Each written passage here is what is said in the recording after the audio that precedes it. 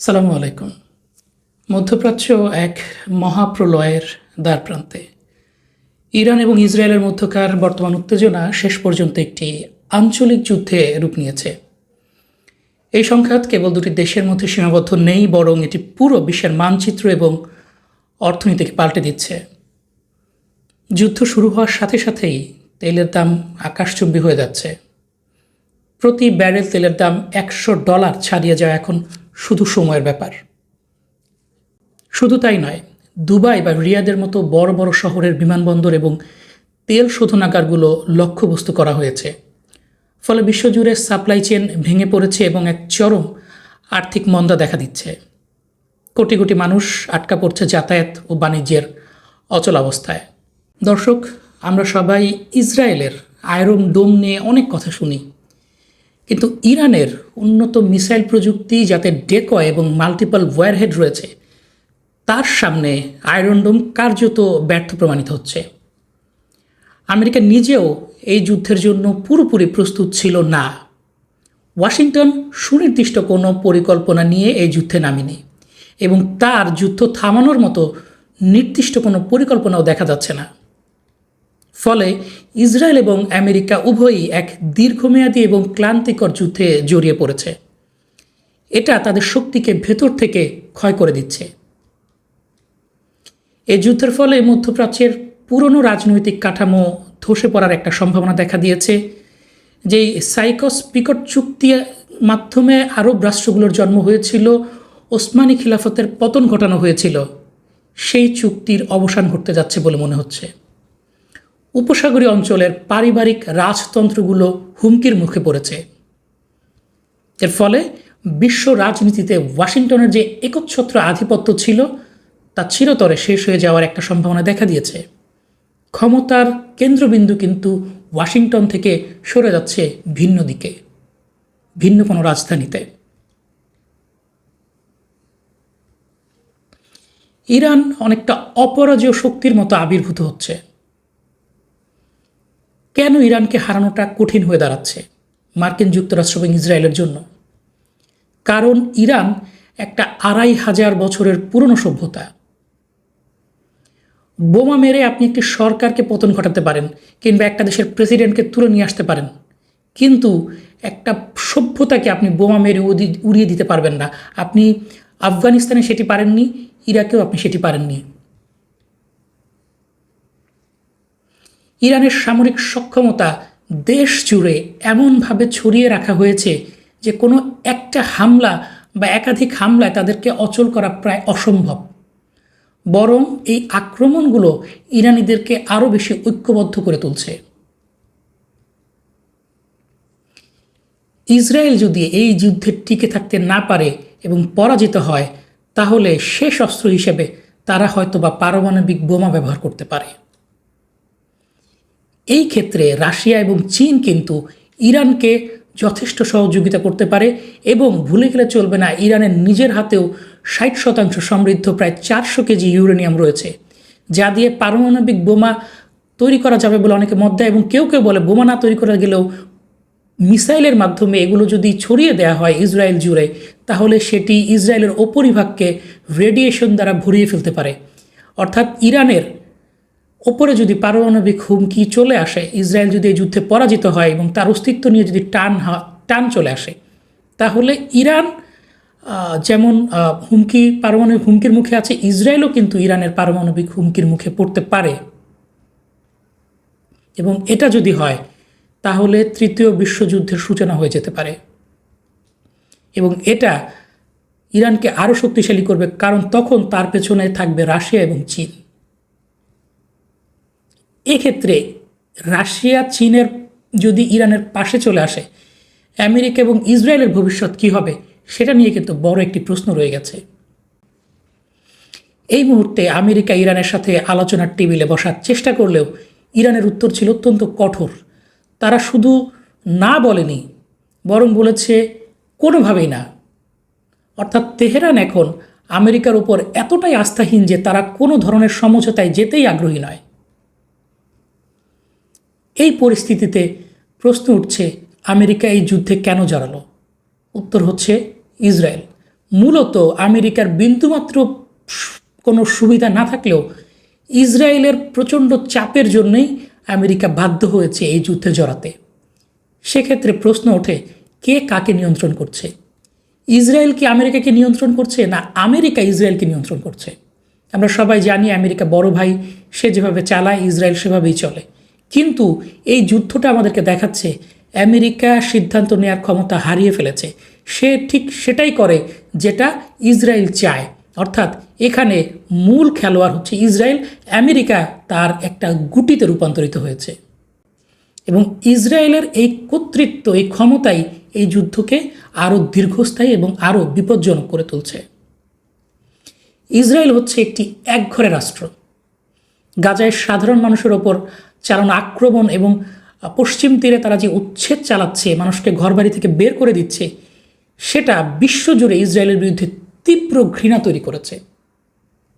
আর যেহেতু আমেরিকা অন্ধভাবে ইসরায়েলকে সমর্থন দিচ্ছে, তাই বিশ্বের কাছে আমেরিকাও এখন সম্পূর্ণ অবিশ্বস্ত একটা মিত্রে রূপান্তরিত হয়েছে। সে এমন একটা সুপার পাওয়ারে পরিণত হয়েছে যে প্রচণ্ড শক্তিধর, কিন্তু বিশ্বাসযোগ্য না, না শত্রুর কাছে না তার মিত্রর কাছে। ট্রাম্প যে শক্তিশালী আমেরিকার স্বপ্ন দেখিয়েছিলেন, যেই স্বপ্ন দিয়ে তিনি ফেরি করেছিলেন আমেরিকা আর কোনো অপ্রয়োজনীয় যুদ্ধে জড়াবে না, আমেরিকার ট্যাক্স পেয়ারদের, জনগণের ট্যাক্সের টাকা বহির্বিশ্বে বোমা তৈরিতে ব্যবহার হবে না, বোমা হামলাতে ব্যবহার হবে না, সেই স্বপ্ন ফিকে হয়ে গেছে। যারা তাকে বিশ্বাস করে ভোট দিয়েছিল তারা দেখতে পাচ্ছে আমেরিকার বর্তমান প্রেসিডেন্ট, যে যুদ্ধবিরোধী প্রেসিডেন্ট হিসেবে, যে ডিল মেকার প্রেসিডেন্ট হিসেবে নিজেকে বর্ণনা করত, সে নিজেই আমেরিকার ইতিহাসের সবচাইতে দীর্ঘস্থায়ী, সবচাইতে ক্ষয়ক্ষতির, সবচাইতে ব্যয়বহুল যুদ্ধে আমেরিকাকে নিয়ে এসেছে। এবং এটা আমেরিকার স্বার্থে নয়, ইসরায়েলের স্বার্থে। এবং এই কাজ, গাজা ইস্যুতে ইসরায়েলের যে গণহত্যা, তা ইসরায়েল এবং আমেরিকার ভাবমূর্তিকে ধুলায় মিশিয়ে দিয়েছে। এতে ইসরায়েলের হয়তো বা কোনো ক্ষতি হবে না, কিন্তু একটা সুপার পাওয়ার হিসেবে, একটা বিশ্বের চালক হিসেবে আমেরিকার আর কোনো ভাবমূর্তি অবশিষ্ট নেই। এটা এখন আর একটা যুদ্ধ নয়, বরং আমেরিকার বৈশ্বিক যে প্রভাব, যে হেজিমনি, বৈশ্বিক যে দবদবা ছিল, সেটার ধ্বংসের একটা যুদ্ধ বা দলিল হিসেবে উপস্থাপিত হচ্ছে। আপনারা যারা জানেন না যে সাইকস পিকট কি, তাদের জন্য বলছি, 100 বছরের বেশি সময় আগে ব্রিটিশ এবং ফরাসিরা মিলে মধ্যপ্রাচ্যে একটা কৃত্রিম মানচিত্র এঁকেছিল। তারা অটোমান খলিফাদের হাত থেকে বা উসমানী খলিফাদের হাত থেকে এই সমস্ত দেশের জায়গাগুলো নিয়ে এসে টেবিলে দাগ টেনে এক একটা গোত্রপতি ওয়ারলর্ডকে এক এক জায়গা বুঝিয়ে দিয়েছিল। বিনিময়ে তারা তাদের কাছ থেকে প্রতিশ্রুতি নিয়েছিল যে তারা ওসমানী খলিফার বিরুদ্ধে লড়াই করবে এবং ব্রিটেনের বিরুদ্ধে, বর্তমান ইংল্যান্ডের বিরুদ্ধে কোনো কথা বলবে না, এবং তারা ইসরায়েলের বিরুদ্ধেও কোনো কথা বলবে না। সেই প্রতিশ্রুতির পর রাজা বাদশাহ শাসিত এই অঞ্চলগুলো এখনও টিকে আছে। সারা বিশ্বে কোথাও রাজশাসন নাই, কিন্তু এই মধ্যপ্রাচ্যে টিকে আছে। তার কারণ হচ্ছে আমেরিকা। ইংল্যান্ডের পর আমেরিকা তাদেরকে পরিপূর্ণ সহযোগিতা দিচ্ছে, এবং এই রাজা বাদশাগুলো সেই আমেরিকার সহযোগিতা নিয়ে তাদের ক্ষমতা টিকিয়ে রেখেছে। তারা তাদের মানুষকে দেখাচ্ছে, আমরা উন্নয়ন করছি, তোমরা ভালো আছো, তোমরা খাও দাও, কিন্তু কোনো বিশৃঙ্খলা তৈরি করো না, কোনো মত প্রকাশের স্বাধীনতা চেয়েও না। এবং এতদিন পর্যন্ত তারা টিকে থাকতে পেরেছিল, কিন্তু এই যুদ্ধ তাদেরকে দেখিয়েছে তারা কতটা অসহায়। সৌদি একজন উচ্চপদস্থ কর্মকর্তা বলেছেন, আমেরিকা তার সম্পূর্ণ এয়ার ডিফেন্স, তার সম্পূর্ণ শক্তি ব্যয় করছে ইসরায়েলকে রক্ষায়, আমরা হয়ে পড়েছি অসহায়। এবং ইসরায়েলই আমেরিকার আসলে মূল মাথা ব্যথা। আরব রাষ্ট্রগুলো, সৌদি আরব, বাহরাইন, কাতার, আরব আমিরাত, কুয়েত, কারো প্রতি আমেরিকার কিন্তু কোনো ভ্রুক্ষেপ নেই।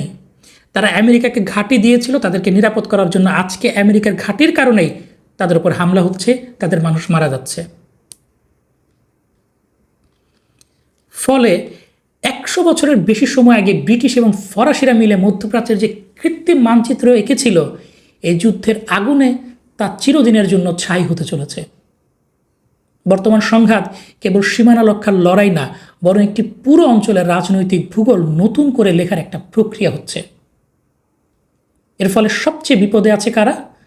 পারস্য উপসাগরের রাজতন্ত্র বা রাজা বাদশারা। উপসাগরীয় অঞ্চলের রাজা বাদশাদের পারিবারিক একনায়কতন্ত্রগুলো চরম অস্তিত্ব সংকটে পড়েছে।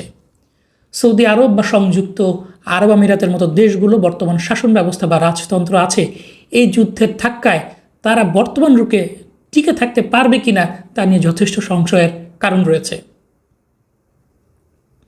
জনগণের ক্রমবর্ধমান ক্ষোভ এবং যুদ্ধের আঞ্চলিকীকরণ এই রাজবংশগুলোর ভিত নাড়িয়ে দিচ্ছে। ইতিমধ্যে বাহরাইনের জনগণ অস্ত্র হাতে গৃহযুদ্ধ শুরু করেছে। তাদের মোকাবেলায় সকল জিসিসি দেশগুলো নিরাপত্তা বাহিনী প্রেরণের সিদ্ধান্ত নিয়েছে, যদিও ইরান মিসাইল হামলা করে বাহরাইন ও সৌদির মধ্যকার একমাত্র যোগাযোগের যে সড়ক সেতুটি রয়েছে সেটি ধ্বংস করে দিয়েছে। এছাড়াও ইরান তার সামরিক কাঠামোকে এমনভাবে সাজিয়েছে যে কেন্দ্রীয় নেতৃত্ব যদি পুরোপুরি ধ্বংসও হয়ে যায় তাও যুদ্ধ থামবে না। একে বলা হচ্ছে মোজাইক ডিফেন্স। 31টা স্বায়ত্তশাসিত ইউনিট, পুরো ইরানকে 31টা আলাদা প্রদেশে ভাগ করা হয়েছে। প্রতিটি ইউনিটের নিজস্ব কমান্ডার এবং অস্ত্র ভাণ্ডার আছে এবং তারা গেরিলা পদ্ধতিতে যুদ্ধ করছে। কেন্দ্রীয় সদর দপ্তর থেকে কোনো নির্দেশ না এলেও এই ছোট ছোট ইউনিটগুলো স্বাধীনভাবে আক্রমণ চালিয়ে যেতে পারছে। তাদের রয়েছে স্বাধীন আঞ্চলিক কমান্ড সেন্টার, মিসাইল এবং ড্রোন প্রোডাকশন সিস্টেম, মিসাইল এবং ডোর স্টোর। অর্থাৎ তেহরান দখল হলেও পুরো দেশ দখল করা প্রায় অসম্ভব হয়ে দাঁড়াবে। ইরান যে যুদ্ধ কৌশলটা নিয়েছে এটাকে বলে অ্যাসিমেট্রিক ওয়ারফেয়ার। আমেরিকা প্রযুক্তিতে শ্রেষ্ঠ, বিপরীতে ইরান সংখ্যা এবং বিস্তৃত কৌশল গ্রহণ করেছে। এর সাথে আছে ইরানের ক্ষেপণাস্ত্র প্রযুক্তি এবং ডোকয় সোয়ার্ম মিসাইল সিস্টেম। মিসাইল সিস্টেমে আছে হাইপারসনিক, ব্যালিস্টিক এবং ক্রুজ সিস্টেম। হাইপারসনিক মিসাইলের গতি শব্দের 15 গুণ বেশি বা মাইক 15। এটি এত দ্রুত আঘাত করে যে বর্তমানের কোনো এয়ার ডিফেন্স সিস্টেম, প্যাট্রিয়ট হোক বা থার্ড হোক, এটাকে মাঝখানে ধ্বংস করতে হিমশিম খায়। এছাড়াও তার আছে ডেকয় বা সোয়ার্ম মিসাইল সিস্টেম। এটি অত্যন্ত চতুর একটা কৌশল। একটা আসল মিসাইলের ভেতরে 15 থেকে 20টা সস্তা নকল মিসাইল বা ডেকয় পাঠানো হয়। আমেরিকার দামি ইন্টারসেপ্টরগুলো নকল মিসাইল ধ্বংস করতে গিয়ে শেষ হয়ে যায়, আর আসল মিসাইলটি ঠিকই লক্ষ্যতে আঘাত করে এবং এটাতে ব্যয় অনেক বেড়ে যায়। ইরানের একটা ড্রোন বা ডেকয় তৈরি করতে খরচ হয় কয়েক হাজার ডলার, কিন্তু সেটা ধ্বংস করতে আমেরিকার খরচ হয় $মিলিয়ন প্যাট্রিয়ট মিসাইল সিস্টেম। এরপর ইরান হরমুজ প্রণালীতে যা শুরু করেছে, বৈশ্বিক অর্থনৈতিক চাপ কোথায় চলে যাচ্ছে। ইরান সরাসরি যুদ্ধের চেয়ে আমেরিকার উপর অর্থনৈতিক চাপ সৃষ্টিকে এই মুহূর্তে বেশি গুরুত্ব দিচ্ছে।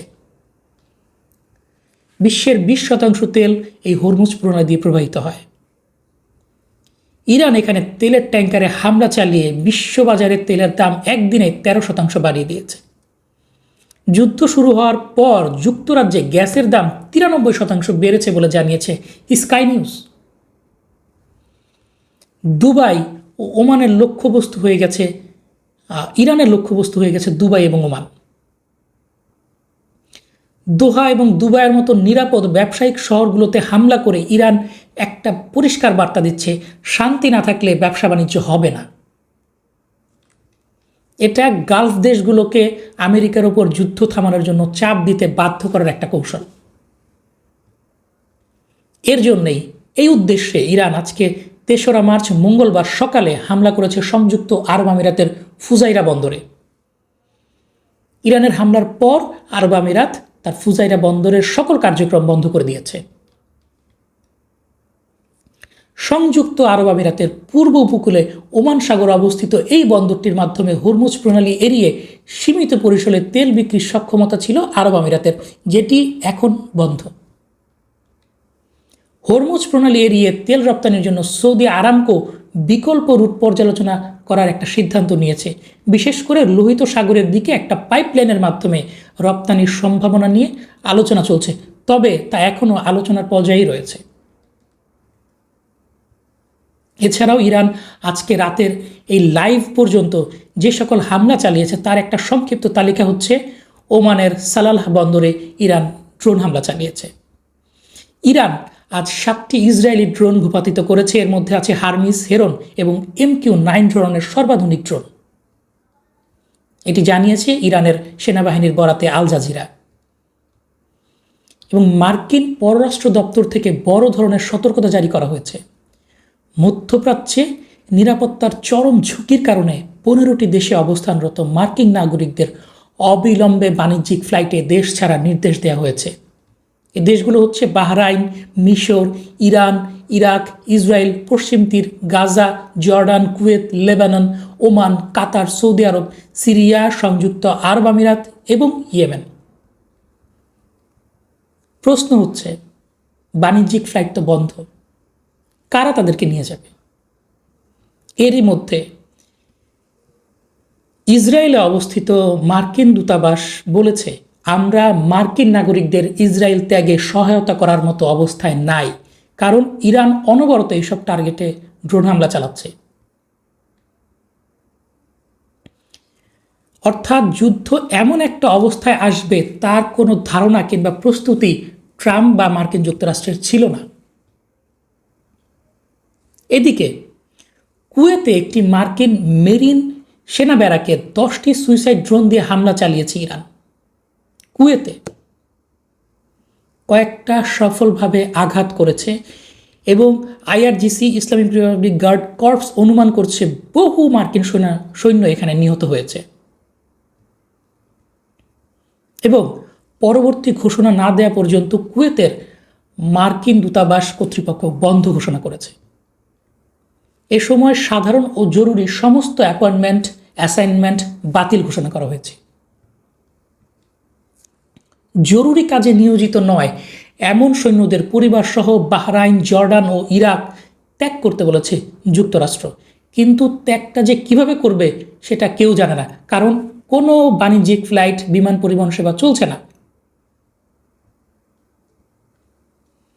এদিকে ইসলামিক ইরানের রেভলিউশনারি গার্ড কোর জানিয়েছে, সংযুক্ত আরব আমিরাতের দুবাইয়ে মার্কিন বাহিনীর একটি অ্যাসেম্বলি লক্ষ্য করে বা জমায়েত লক্ষ্য করে তাদের নৌশাখা ড্রোন নিক্ষেপ করে এবং সেখানে সেই ড্রোন আঘাত হানে। তারা বলেছে 160 জনেরও বেশি মার্কিন সেনা সেখানে উপস্থিত ছিল। 160 জন সেনার ওপর হামলা করেছে ইরান।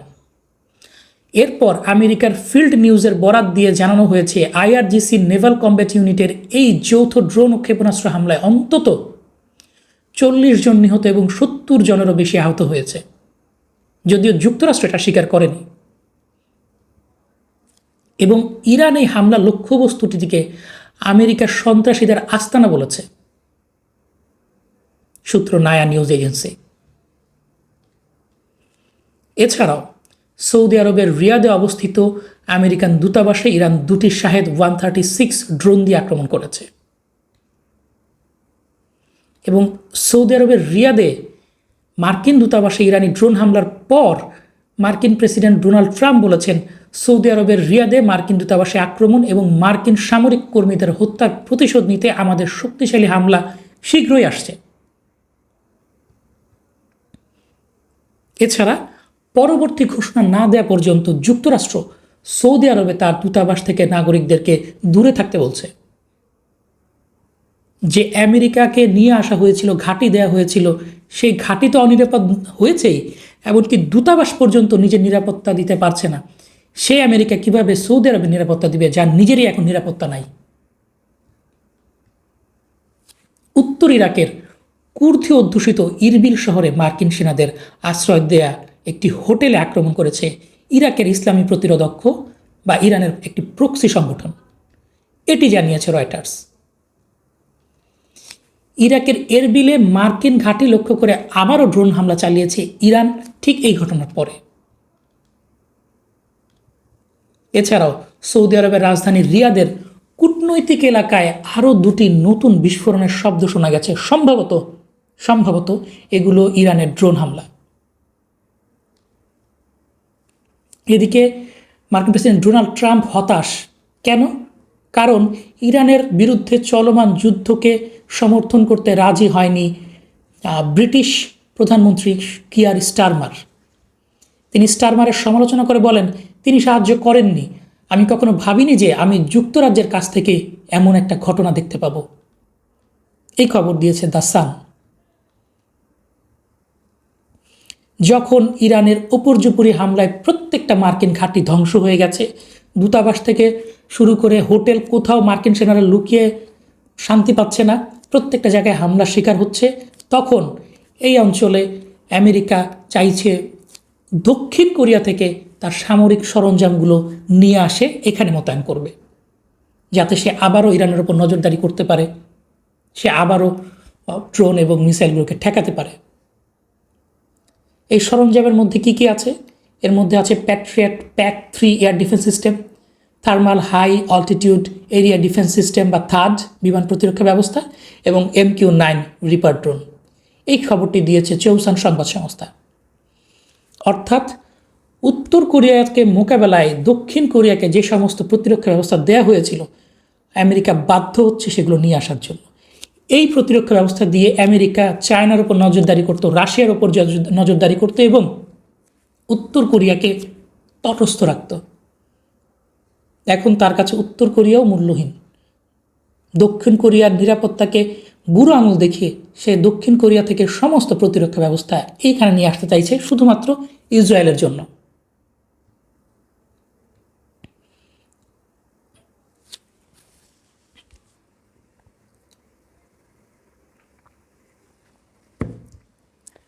এই যখন অবস্থা, সংযুক্ত আরব আমিরাত এবং কাতার নীরবে লবিং করছে যাতে ট্রাম্প ইরানের বিরুদ্ধে মার্কিন হামলা দ্রুত শেষ করার জন্য একটি কূটনৈতিক পদক্ষেপ নিতে রাজি হন। এই সংবাদটি দিয়েছে ব্লুমবার্গ।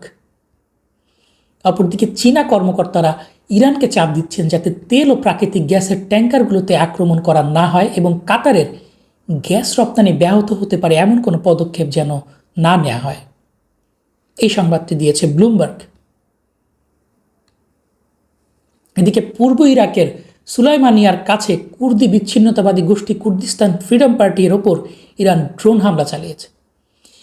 এই কুর্দিস্তান ফ্রিডম পার্টি বা KAP আরও কয়েকটি কুর্দি সংগঠনকে নিয়ে পরিকল্পনা করছে এই মুহূর্তে ইরানের ভেতরে ঢুকে ইরানের ভেতরে একটি যুদ্ধ শুরু করার।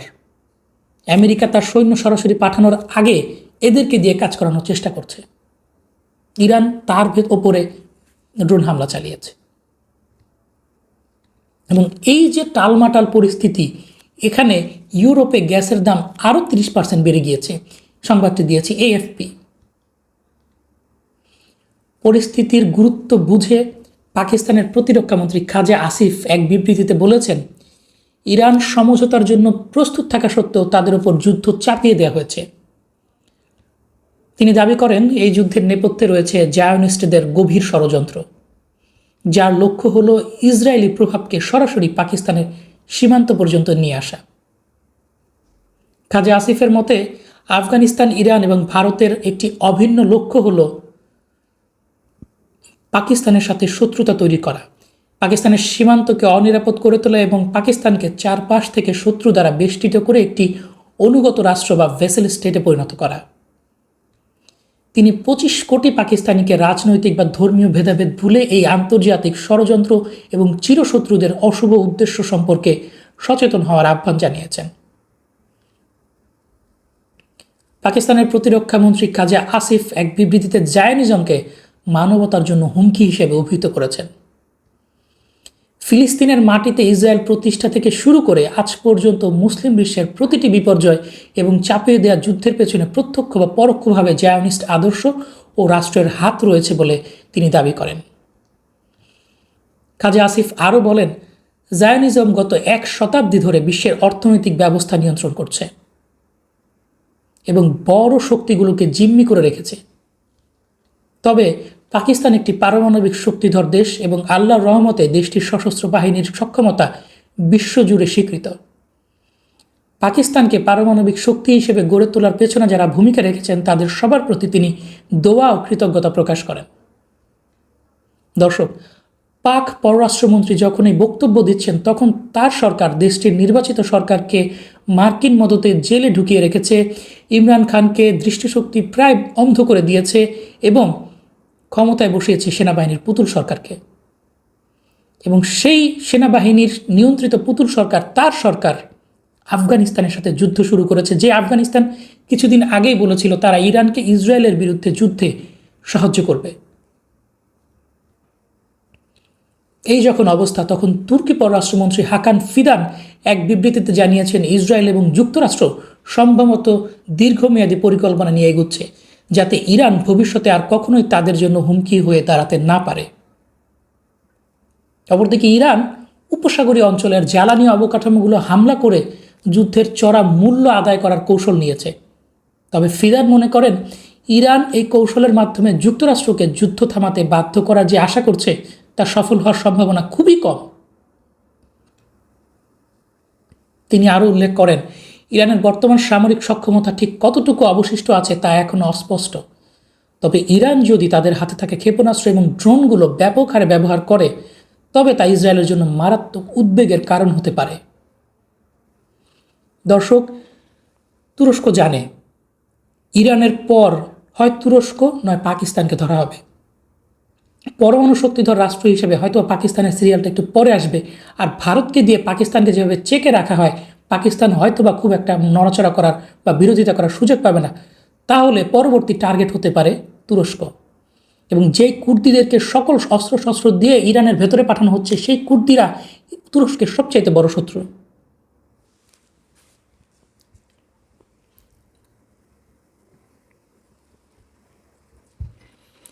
তুরস্ক জানে আজকে যদি ইরানের হুমকি নিউট্রালাইজ বা শেষ করে দেওয়া হয় ইরানকে, এই কুর্দিরা তুরস্কের ভেতরে আসবে, বিশৃঙ্খলা তৈরি করবে এবং কুর্দিদেরকে সাহায্য করার জন্য আবার এখানে চলে আসবে ইসরায়েল এবং আমেরিকা। এবং ইরানের ওপরে যে হামলাটা হবে বা যদি পদাতিক সৈন্য এখানে আসে, যে বিশৃঙ্খলা তৈরি হবে, আমেরিকার মূল্য কতটুকু দিতে হবে জানি না, কিন্তু তুরস্কের মূল্য দিতে হবে সবচাইতে বেশি। কোটি কোটি ইরানি জীবন বাঁচাতে তুরস্কের ভেতরে ঢুকে যাবে এবং এর সাথে ঢুকবে মোসাদের এজেন্ট। ইরানের মতো অবস্থা হয়ে দাঁড়াবে তুরস্কের। দর্শক, আসুন দেখি ইরানের পররাষ্ট্র মন্ত্রণালয়ের মুখপাত্র ইসমাইল বাঘাই কি বলেছেন। তিনি বলেছেন, আমরা আগে সতর্ক করে বলেছিলাম যে ইরানের বিরুদ্ধে যদি যুদ্ধ শুরু হয় তবে তা আঞ্চলিক যুদ্ধে রূপ নেবে। এর কারণ এই নয় যে ইরান এটাকে আঞ্চলিক যুদ্ধে রূপান্তরিত করছে, বরং এর কারণ হলো ইরানের ওপর হামলা চালানোর জন্য এই অঞ্চলকে ব্যবহার করা হচ্ছে। ইরান এই অঞ্চলকে অনিরাপদ করতে চায় না। মধ্যপ্রাচ্যকে অস্থিতিশীল করা একটি জায়নবাদী প্রকল্প এবং দুর্ভাগ্যজনকভাবে যুক্তরাষ্ট্রকেও এই প্রকল্পে টেনে আনা হয়েছে। আমরা যে লক্ষ্যবস্তুগুলোকে আঘাত করছি সেগুলো সামরিক লক্ষ্য, সেগুলো এমন স্থান যেখানে মার্কিন সামরিক ঘাঁটি আছে, মার্কিন সৈন্যরা আছে। কিছু ক্ষেত্রে তারা এক ঘাঁটি থেকে আরেক ঘাঁটিতে তাদের রসদ ও সরঞ্জাম সরিয়ে নিচ্ছে, এটি একটি সামরিক বিষয়। এই অস্পষ্ট এবং জটিল পরিস্থিতিতে ইহুদিবাদী শক্তি ইসরায়েল অবশ্যই আগুনের পরিসর বাড়াতে চাইবে এবং অঞ্চলের বিভিন্ন দেশের নাশকতা সৃষ্টি করে যুদ্ধকে একটি পূর্ণাঙ্গ আঞ্চলিক যুদ্ধে রূপ দেওয়ার চেষ্টা করবে। এবং আমরা এটিই দেখছি, সৌদি আরবের তেল ক্ষেত্রে আক্রমণ হয়েছে, তেল ক্ষেত্র জ্বলছে। আরামকোর সেই তেল খনিটি আরামকো বন্ধ করে দিয়েছে, সৌদি আরব বন্ধ করে দিয়েছে। ইরান বলেছে এখানে আমরা হামলা করিনি, এবং তার পরপরই সৌদি আরব মোসাদের এজেন্টকে ধরতে শুরু করেছে। কেন? কারণ ইসরায়েল চাচ্ছে শুধু ইরান নয়, এখানে মধ্যপ্রাচ্যের শক্তিশালী দেশগুলো দুর্বল হোক, তাদের অর্থনীতি দুর্বল হোক, তাদের সামরিক শক্তি দুর্বল হোক, যাতে পরবর্তীতে তারা এক এক করে সবাইকে ধরতে পারে। ইরান আরও বলে, আমরা দৃঢ়ভাবে বিশ্বাস করি এবং আশাবাদী যে অঞ্চলের দেশগুলো এই অপচেষ্টা সফল হতে দেবে না।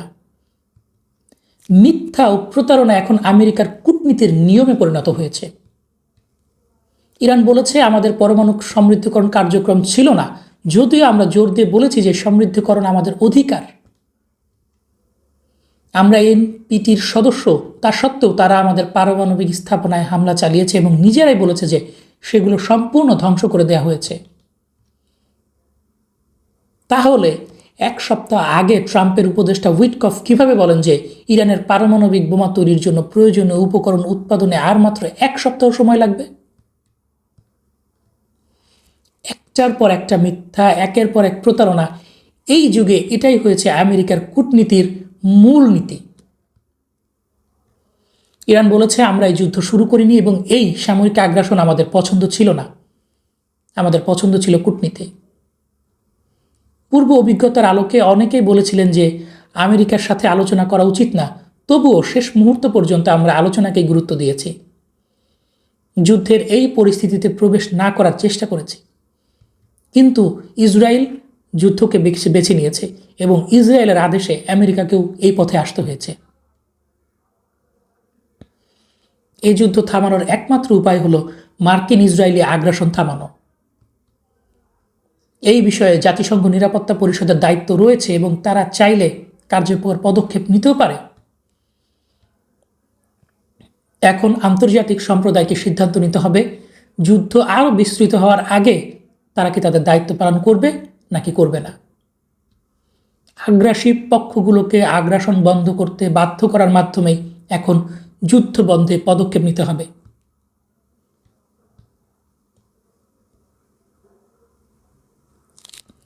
ইরানের পররাষ্ট্র মন্ত্রণালয়ের এই বিবৃতিরই প্রতিধ্বনি কিন্তু পাওয়া যায় IAEA এবং পেন্টাগনের গোয়েন্দা তথ্য থেকেও। IAEA এবং পেন্টাগন থেকে খবর আসছে যে ইরান আসলে কোনো পরমাণু হামলার প্রস্তুতি নিচ্ছিল না, পরমাণু বোমা তৈরি করার কোনো চেষ্টা করছিল না। অর্থাৎ ট্রাম্পের আগাম হামলা বা প্রিএমপ্টিভ স্ট্রাইকের যে দাবিটি আছে সেটি সম্পূর্ণ মিথ্যা বলে প্রমাণিত হয়েছে। বিশেষজ্ঞদের মতে ইরান কোনো ভেনেজুয়েলা নয় বা আফগানিস্তান নয় যে ওপর থেকে বোমা ফেললেই সরকার পড়ে যাবে। ইরান পাহাড় দিয়ে ঘেরা। এই দেশে যুদ্ধ করতে গেলে, স্থলযুদ্ধ করতে গেলে আমেরিকার বিশাল সৈন্যের প্রাণহানি ঘটবে, যা এটাকে আরেকটা দীর্ঘমেয়াদী দশকব্যাপী বা ফরএভার ওয়ার চিরস্থায়ী যুদ্ধে পরিণত করতে পারে। এই রমজান মাসে ইরানের ধর্মীয় নেতা আয়াতুল্লাহ খামেনিকে হত্যার ফলে ইরানের সাধারণ মানুষের মধ্যে আমেরিকার বিরুদ্ধে ব্যাপক ক্ষোভ তৈরি হয়েছে, যা উল্টো বর্তমানে শাসন ব্যবস্থাকে আরও শক্তিশালী করেছে। মূল কথা হচ্ছে, ট্রাম্প যা ভেবেছিলেন যে দ্রুত একটা বিজয় ঘোষণা করবেন, পরিস্থিতি ঠিক তার উল্টো দিকে গিয়েছে।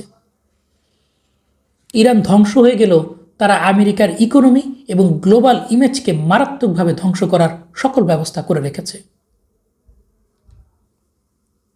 দর্শক, লাইভের এই পর্যায়ে আমরা বর্তমান সময়ের সর্বশেষ কিছু সংবাদ আপনাদেরকে শোনাব।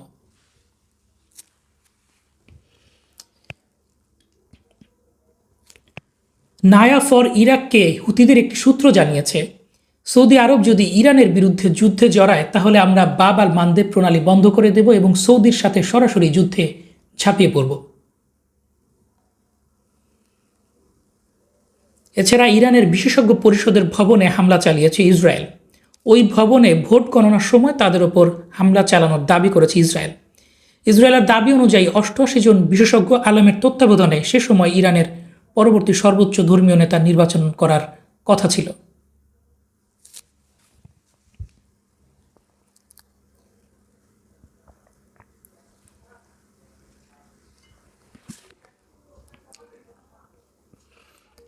এদিকে ইরানের রাষ্ট্রীয় বার্তা সংস্থা জানাচ্ছে, বিশেষজ্ঞ পরিষদের ভবনটি আগেই খালি করে ফেলা হয়েছিল, তাই ইসরায়েলের হামলায় সেখানে কেউ হতাহত হয়নি। দক্ষিণ লেবাননে কাঁধে বহনযোগ্য ক্ষেপণাস্ত্র দিয়ে একটি ইসরায়েলি ট্যাঙ্ক উড়িয়ে দিয়েছে হিজবুল্লাহ।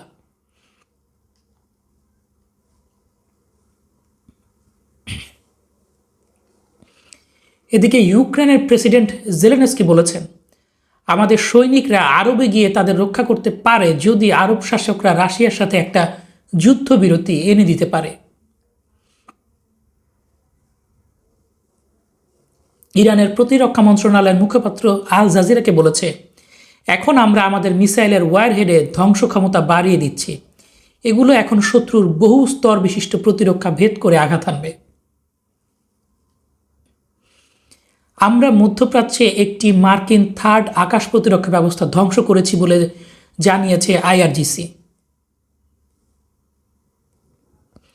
তেহরানের পাস্তুর স্ট্রিটে যেখানে ইসরায়েলি বিমান হামলায় আয়াতুল্লাহ আলী খামেনি নিহত হয়েছেন, সেই স্পর্শকাতর এলাকার নিরাপত্তা বলয় কিভাবে ভাঙা হয়েছে তা নিয়ে ফিনান্সিয়াল টাইমস একটি চাঞ্চল্যকর তথ্য প্রকাশ করেছে। প্রতিবেদনে বলা হয়, তেহরানের প্রায় সকল ট্রাফিক ক্যামেরা বছরের পর বছর ধরে হ্যাক করে রেখেছিল ইসরায়েলি গোয়েন্দারা। এসব ক্যামেরার এনক্রিপ্টেড ছবি সরাসরি তেল আবিব এবং দক্ষিণ ইসরায়েলের সার্ভারে পাঠানো হতো। সিগন্যাল ইন্টেলিজেন্স ও মোবাইল ফোন নেটওয়ার্কের শক্তিশালী অনুপ্রবেশের মাধ্যমে ইসরায়েল নিশ্চিত হয়েছিল যে উচ্চপদস্থ কর্মকর্তারা পূর্ব নির্ধারিত শিডিউল অনুযায়ী খামেনির সাথে বৈঠকে যোগ দিতে যাচ্ছেন।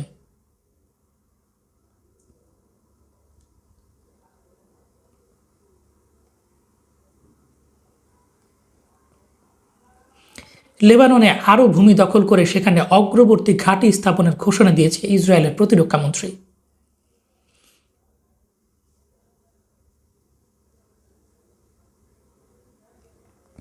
গতকাল আরব আমিরাতের আর রুয়াইস বিমান ঘাঁটিতে থাকা মার্কিন থার্ড ক্ষেপণাস্ত্র ব্যবস্থা উড়িয়ে দিয়েছে IRGC। হিজবুল্লাহ দ্বিতীয় আরেকটি ইসরায়েলি মার্কাবা ট্যাঙ্ক ধ্বংস করে দিয়েছে। এদিকে রুশ পররাষ্ট্রমন্ত্রী সের্গেই ল্যাভরভ বলেছেন, যুদ্ধ ইরানকে নিউক্লিয়ার বোমা বানাতে বাধ্য করতে পারে, কারণ যাদের পারমাণবিক বোমা আছে আমেরিকা তাদের আক্রমণ করে না।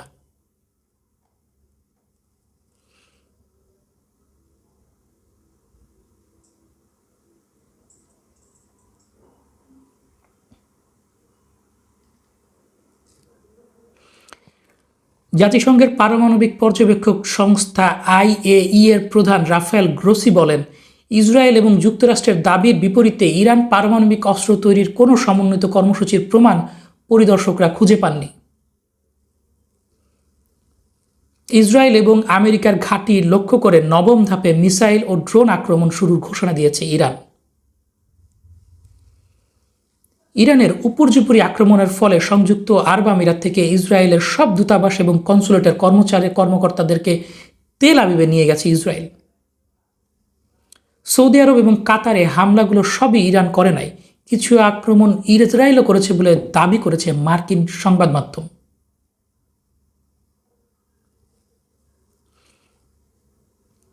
তেহরানের পশ্চিমে গোলাবারুদের ডিপোতে মার্কিন এবং ইসরায়েল যৌথ হামলা চালিয়েছে।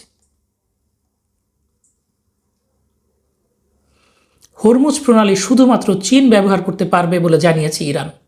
ইরান ঘোষণা করেছে যে যুদ্ধ চলাকালে তেহরানের প্রতি বেইজিংয়ের সমর্থনের কৃতজ্ঞতা প্রকাশ হিসেবে শুধুমাত্র চীনকে হরমুজ প্রণালী দিয়ে চলাচলের অনুমতি দেওয়া হবে। প্রণালীটি অন্য সব জাহাজের জন্য কোনো ব্যতিক্রম ছাড়াই বন্ধ করে দেওয়া হয়েছে। একই সঙ্গে স্পষ্টভাবে সতর্ক করা হয়েছে যে অনুমতি ছাড়া কেউ এই প্রণালী অতিক্রম করার চেষ্টা করলে ইরানি বাহিনী সরাসরি হামলা চালাবে। পরবর্তী নির্দেশ না দেওয়া পর্যন্ত লেবাননে মার্কিন দূতাবাস বন্ধ রাখার ঘোষণা দিয়েছে দূতাবাস কর্তৃপক্ষ সূত্র আল জাজিরা।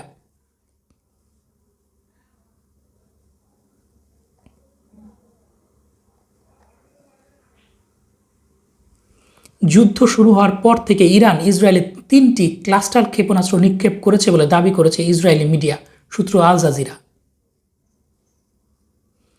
দর্শক, এই ছিল এই মুহূর্তের সর্বশেষ সংবাদ।